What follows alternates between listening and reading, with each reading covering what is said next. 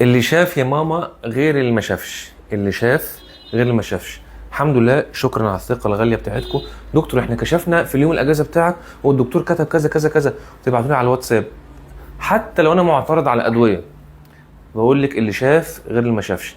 طيب رحتوا كشفتوا في مكان انا مثلا ما بحبوش، وكشفتوا عند اصغر دكتور، اللي شاف غير ما شافش. ما دام الدكتور شاف وكشف وكتب ادويه انا ما اقدرش احكم.